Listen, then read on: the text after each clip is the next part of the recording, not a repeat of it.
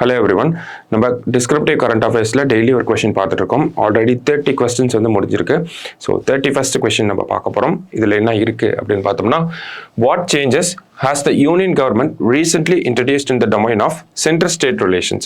Suggest measures to be adopted to build the trust between center and state and for strengthening federalism அப்படின்னு சொல்லி கேட்டிருக்காங்க. மத்திய அரசானது மத்திய மாநில உறவுகளில் சமீபத்தில் அறிமுகப்படுத்தியுள்ள மாற்றங்கள் யாவை?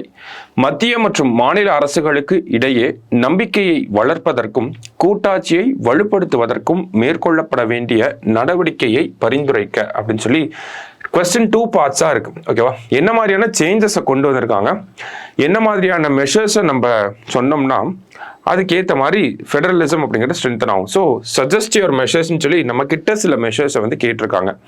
சரியா?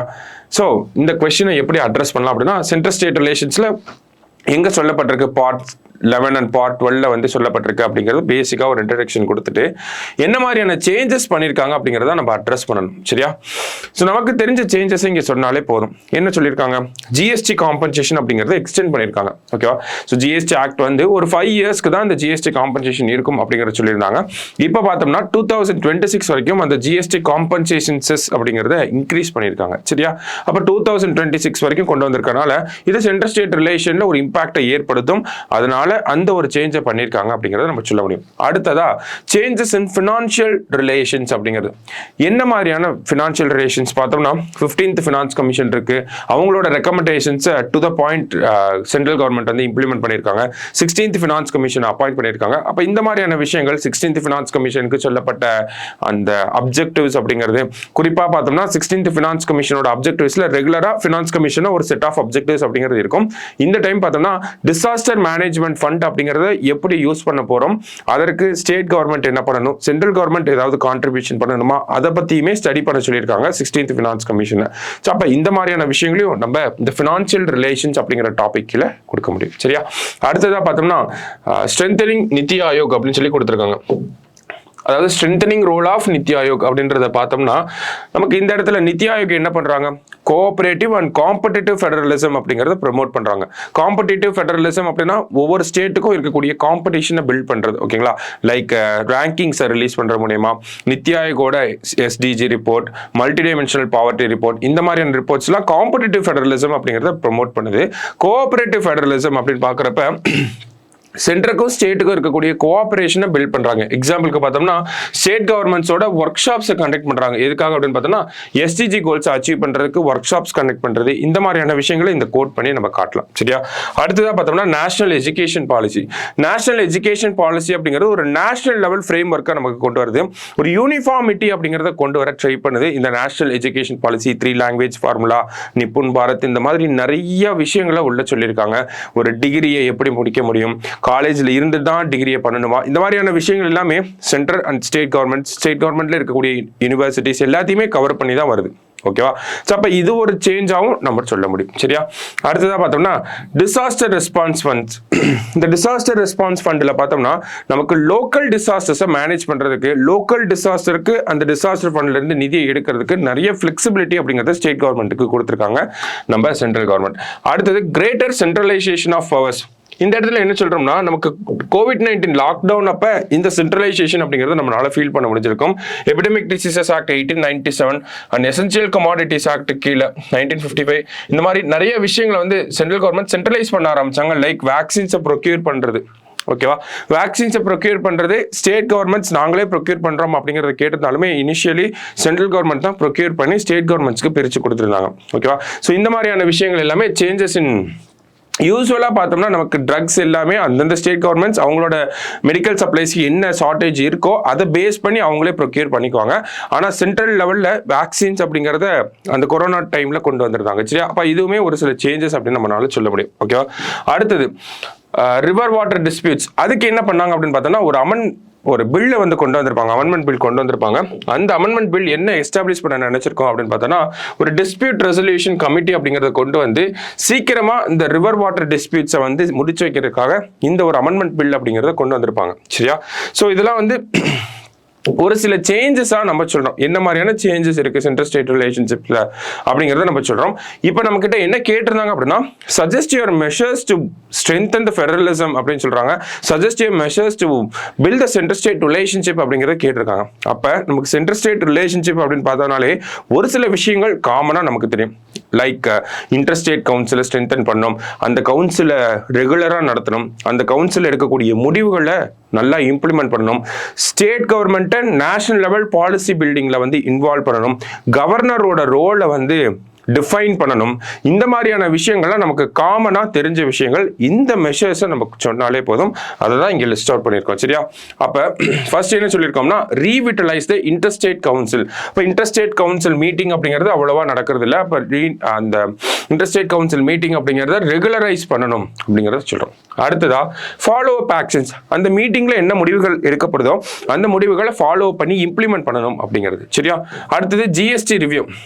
இந்த ஜிஎஸ்டி இம்ப்ளிமெண்ட் பண்ணுறாங்க, அதில் நிறைய குளறுபடிகள்லாம் இருக்குது. அப்போ ரெகுலர் ரிவ்யூ அப்படிங்கிறது தேவைப்படுது. அதுக்காக தான் நமக்கு ஜிஎஸ்டி கவுன்சில் மீட்டிங்ஸ் அப்படிங்கிறது நடக்குது. அந்த மீட்டிங்ஸில் கிரேட்டர் ரெப்ரசன்டேஷன் அப்படிங்கிறது இருக்கணும். எல்லா ஸ்டேட்டோட வாய்ஸஸும் அந்த இடத்துல கேட்கப்படணும். சரிங்களா? அதை தான் அந்த இடத்துல சொல்ல வராங்க.